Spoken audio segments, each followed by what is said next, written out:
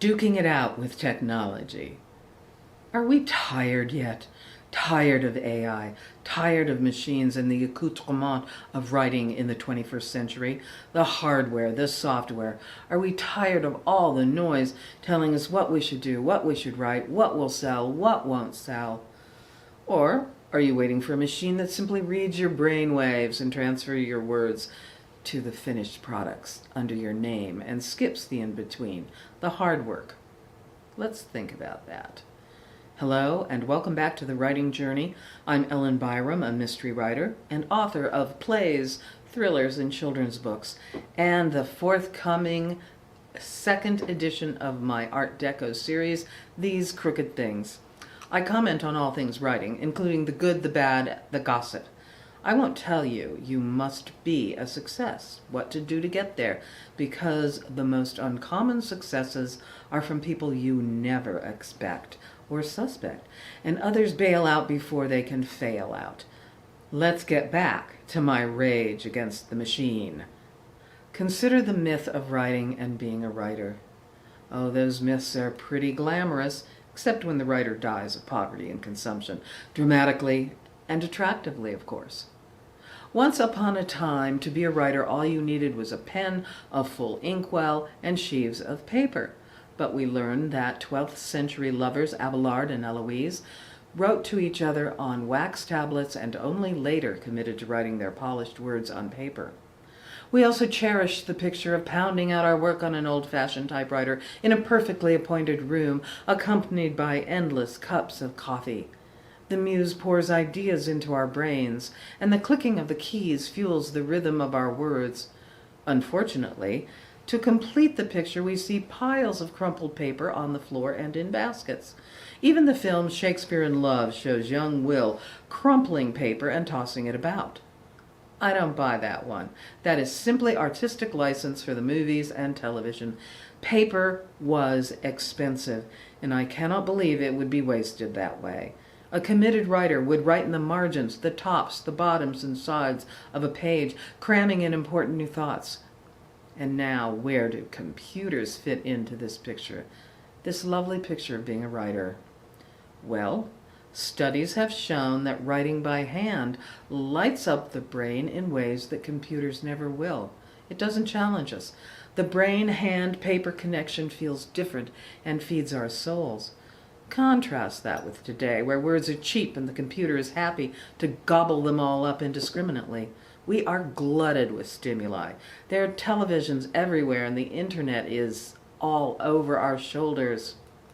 You could consider it the great oatmealization of our culture, where everything turns to mush, and artificial intelligence is waiting around the corner to steal our work and the companies that own it. But choosing a different method of communications, where it's merely you and the pen and the notebook, creates a sacred moment. Then, of course, you have the problem of finding the time to have quiet for that moment. There's always the coffee shop or the library. Hie thee hence. My point is, it is tough to cut through the noise of our time. We are pummeled with information and stimulus, which can make us lazy. I started filming these videos to stay in touch with readers and friends. Writing is such an intense and lengthy endeavor. It's hard to be in touch, and people constantly ask, with disdain, "Are you still writing that book?" Or, "Another book?"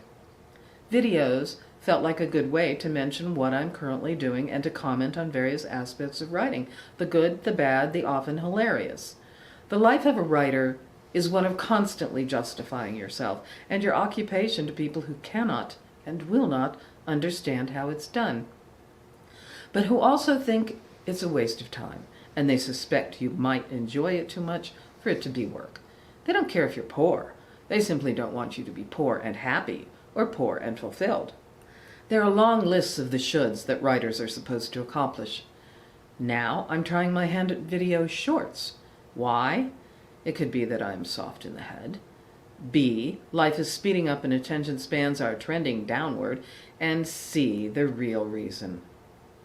I want to share my excitement over my newest book, These Crooked Things, and other short snippets about what life was like in 1934.